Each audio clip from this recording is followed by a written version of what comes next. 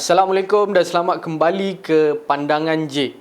Kita berada dalam keadaan yang amat menarik, yang mana situasi politik kita telah berubah. Kita baru saja melihat kerajaan yang baru, dan di sini bersama saya tak lain tak bukan Datuk Seri Dr. Jahabuddin Mohamed Yunus.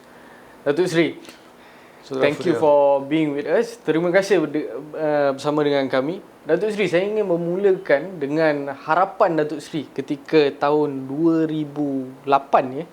Ini Datuk Seri tulis dalam buku Rapera, Datuk Seri. Mana Datuk Seri tulis, we need serious people to relook at many of the government policies. We need serious people who will work to implement the policies well and in a way that will not unreasonably burden the rakyat. This can be done if there is political will and if the politician will start working for a change instead of making short sendiri statements which insults the rakyat's intelligence. Datuk Seri, masih awal, kita baru sebulan dalam pemerintahan ataupun kerajaan yang diterajui oleh Yang Amat Berhormat Datuk Seri Anwar Ibrahim. Tapi setakat ni Datuk Seri, berdasarkan analisa Datuk Seri, adakah dia jatuh dalam statement short sendiri ni ataupun ada perubahan, Datuk Seri? Macam mana, Datuk Seri? Assalamualaikum Saudara Fudil, terima kasih kerana jemput saya. Dan seperti mana yang Saudara Fudil mengatakan, kita sekarang hidup dalam zaman politik yang agak menarik. Ya. Dan banyak bahan-bahan yang menarik untuk seorang student sains politik ataupun sains political scientist sendiri untuk mengkaji. Dan seperti mana yang Saudara Fudil tadi extract from my book, di mana Saudara Fudil mengatakan berkaitan dengan kehendak politik dan juga perubahan yang akan dilakukan, dan sama ada polisi-polisi yang dikemukakan itu adalah polisi-polisi yang short sendiri atau sesuatu yang membantu dan memberi faedah kepada rakyat. Dan soalan Saudara Fudil adalah berkaitan dengan secara umum ya. Kita baru mula perbincangan. Benar. Jadi secara umumnya bagaimanakah kerajaan yang dipimpin oleh Datuk Seri Anwar Ibrahim sekarang ini sama ada jatuh dalam kerangka terdapatnya kehendak politik untuk melakukan perubahan-perubahan. Yang pertamanya, Saudara Fudil, kita lihat yang pertama sekali ya, saya nak cerita latar belakang sedikit. Kalau kita lihat kepada siapakah Perdana Menteri Anwar Ibrahim ini, kalau kita lihat kepada perwatakan beliau dan latar belakang beliau, saya mengatakan bahawa beliau merupakan seorang Perdana Menteri yang berbeza dengan Perdana Menteri sebelum ini. Kalau kita lihat kepada Tunku Abdul Rahman, kita lihat kepada Tun Mahathir, Husin On dan sebagainya, sehinggalah ke Anwar Ibrahim, kita lihat bahawa Datuk Seri Anwar Ibrahim merupakan seorang yang berlatar belakangkan NGO. Beliau adalah seorang yang berkecimpung dalam ABIM, Yayasan Anda. Beliau adalah seorang yang sangat aktif dalam student politics dan sebagainya. Jadi kita lihat latar belakang beliau itu sendiri berbeza dengan latar belakang yang pemimpin politik yang terdahulu.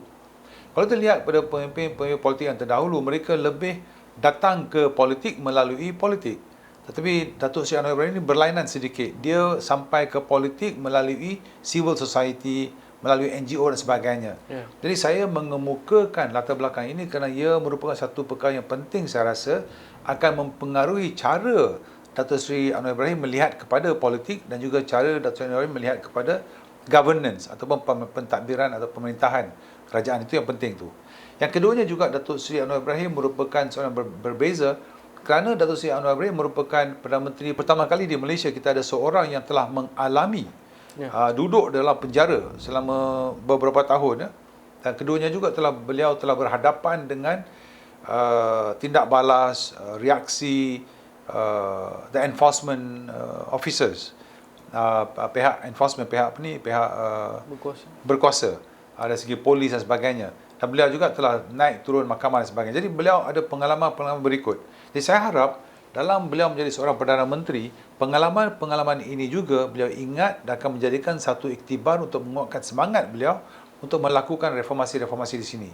Jadi pada rumusannya kita lihat pada latar belakang Datuk Seri Anwar Ibrahim itu sendiri berbeza, maka kita dan saya harapkan akan ada perbezaan pendekatan dan akan juga ada perbezaan kesetiaan kepada polisi-polisi yang akan dikemukakan. Maknanya saya harapkan beliau akan ada kehendak politik ataupun political will yang lebih kuat, lebih bersemangat dan lebih berlandasan kehendak rakyat berbanding dengan Perdana Menteri sebelumnya. Ini secara umum saya lihat. kepada apa yang akan berlaku nanti. Berdasarkan apa yang Datuk Seri terangkan sebentar tadi, apa yang saya fahami bahawa Yang Amat Berhormat Datuk Seri Anwar Ibrahim telah melihat beberapa ataupun melalui bersama-sama dengan setiap lapisan rakyat. Kehidupannya sendiri telah melalui bersama setiap lapisan rakyat, yang mana ia memberikan satu persepsi yang berbeza. Datuk Seri juga ada pernah mengemukakan satu kenyataan bahawa kabinet yang sesuai bagi satu kerajaan adalah kabinet yang kecil, kerana ia akan membantu rakyat daripada segi kos sendiri. Dan berdasarkan apa yang telah dilakukan ataupun pemerintahan ataupun pentadbiran Datuk Seri Anwar Ibrahim sendiri, adakah ia menjurus ke arah tersebut, Datuk Seri? Saya, kalau Saudara Fudir, kalau lihat pada buku Rapera yang saya publish, saya banyak bincang dan bercakap dan berhujah berkaitan dengan perlunya reformasi politik di negara ini. Benar. Banyak aspek-aspek dalam kehidupan demokrasi di Malaysia ini ada perubahan dan reformasi. Tetapi dalam politik tidak ada sebarang perubahan atau reformasi. Tapi pada saya lihat setakat ini, dekat sebulan lebih baru Datuk Seri Anwar Ibrahim jadi Perdana Menteri, saya lihat keadaan beliau menjadi Perdana Menteri itu sendiri merupakan satu perubahan dan reformasi. Bagaimana saya mengatakan sedemikian? Kalau kita lihat kepada beberapa tindakan-tindakan yang diambil oleh Datuk Seri Anwar Ibrahim kebelakangan ini, walaupun dilihat sebagai tindakan-tindakan yang kecil. Sebagai contohlah, kita lihat bahawa beliau telah mengatakan tidak mahu kepada kereta Mercedes, dan beliau mengatakan tidak mahu gaji dan sebagainya. Pada saya yang paling penting ialah di mana beliau mengatakan kita harus mengurangkan adanya hadiah cenderahati dan sebagainya yang diberikan kepada pemimpin-pemimpin. Saudara Fudir, kita kena lihat balik bagaimana kerangka, keadaan dan reaksi rakyat, terutamanya pegawai-pegawai kerajaan dan juga mereka yang menganjurkan suatu event di mana mereka jemput datangnya seorang menteri. Dan kita lihat menteri datang sebagai raja dan sebagainya, ya. Jadi Malaysia ni kita ada satu sikap dan budaya feudalisme di mana kita cium tangan dan sebagainya. Saya lihat apa yang Datuk Seri Anwar Ibrahim mengatakan jangan adakan hadiah dan sebagainya, itu merupakan satu cara yang sangat bagus untuk mengubah mentaliti ataupun sikap feudalisme. Jadi ini saya percaya akan merapatkan rakyat kepada pemimpin. Dan saya juga geli hati tengok baru-baru ini Datuk Seri Anwar Ibrahim memberi ucapan, dan beliau mengatakan, cara beliau berucap, beliau mengatakan beliau lupa yang beliau sudah menjadi Perdana Menteri. Dia masih berucap bukan sebagai seorang Perdana Menteri. Pada saya rasa geli hati, dan pada masa yang sama saya rasa itu perkara yang bagus. Sebab itu dapat merapatkan jurang di antara Perdana Menteri dan rakyat, supaya pecahlah budaya feudalisme. Jadi bagaimanakah seorang rakyat itu boleh berhubung, berkomunikasi dan menyatakan hasrat dan kesusahan mereka kepada seorang menteri, seorang Perdana Menteri dan ketua pengarah sebagainya, jika masih ada budaya feudalisme ini. Jadi saya percaya bahawa kehadiran Datuk Seri Anwar Ibrahim sebagai Perdana Menteri sikit banyak akan memecah perkara ini, dan ini sangat-sangat penting dalam aspek mewujudkan reformasi atau perubahan politik di negara ini. Ya. Ini setakat hampir sebulan di bawah pentadbiran Datuk Seri Anwar Ibrahim, dan saya berdasarkan apa Datuk Seri katakan sebentar tadi, saya percaya terdapat perubahan yang positif. Apakah harapan Datuk Seri in terms of daripada segi perubahan polisi yang akan datang, yang Datuk Seri harapkan daripada pentadbiran Datuk Seri Anwar Ibrahim sendiri? Okey.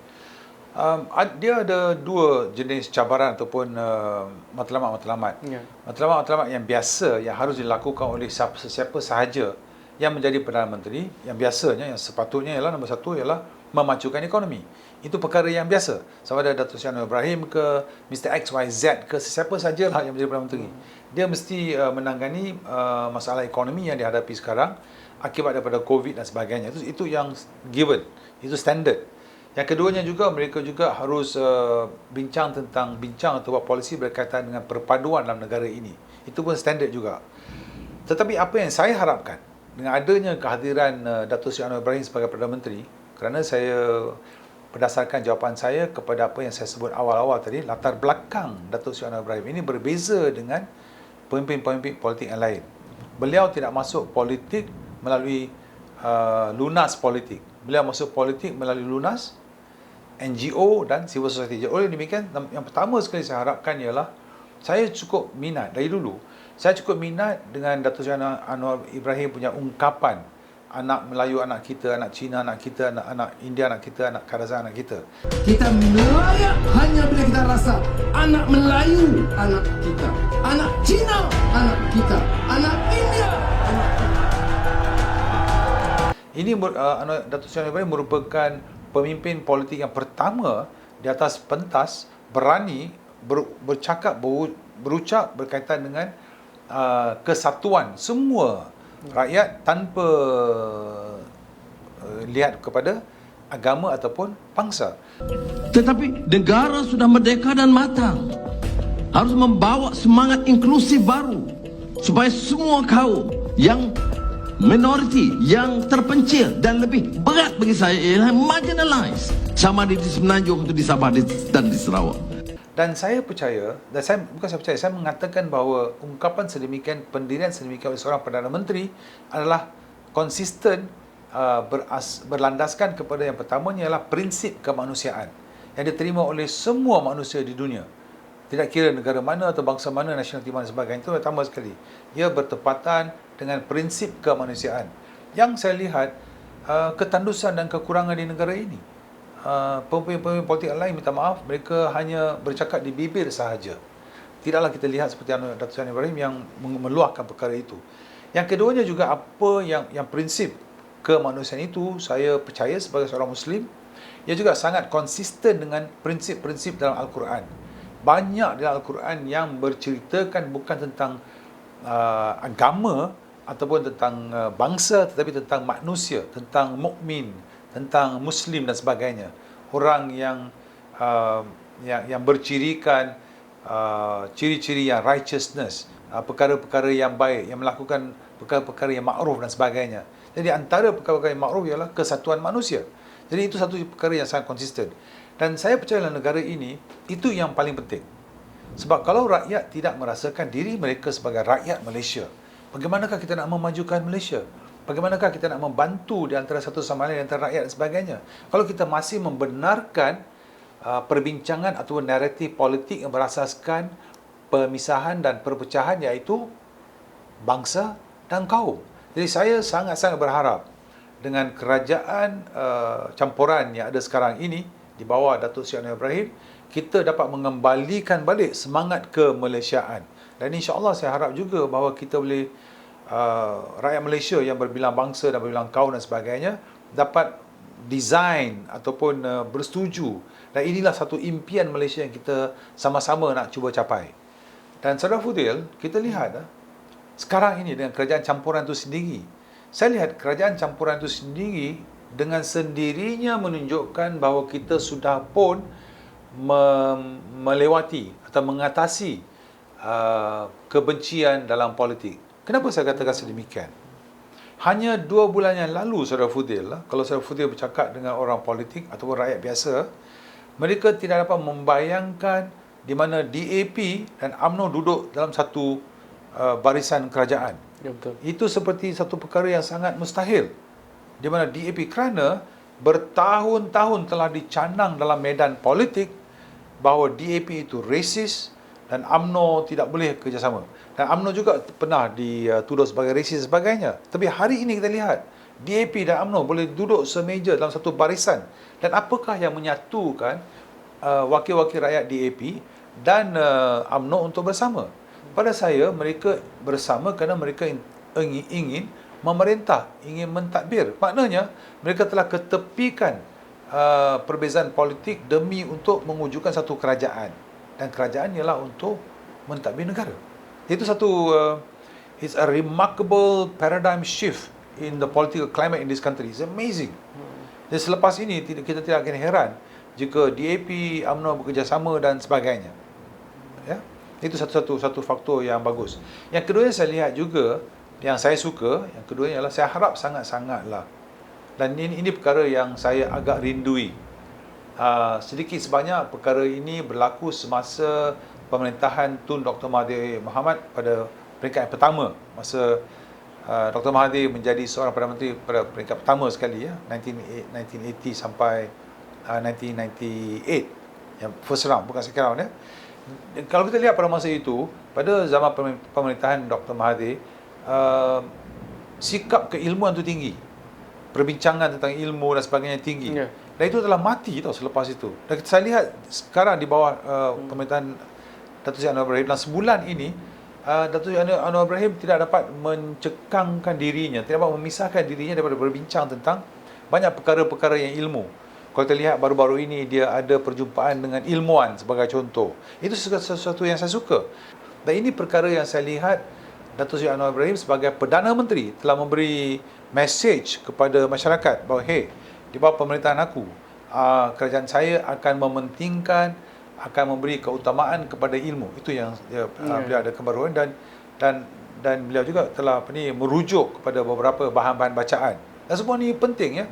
Bagaimanakah kita inginkan rakyat menjadi rakyat yang membaca dan berfikir kalau kita ada pemimpin-pemimpin yang bagi ucapan yang betul-betul menghina akal.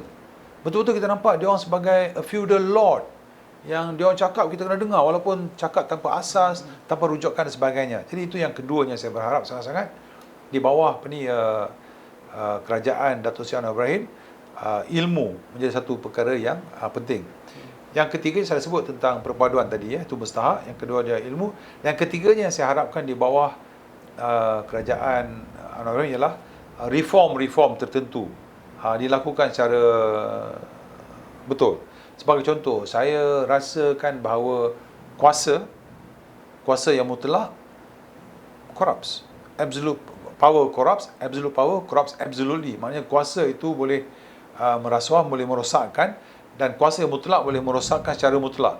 Jadi kita kena lihat kepada institusi-institusi ataupun kelompok-kelompok dalam masyarakat yang mempunyai kuasa.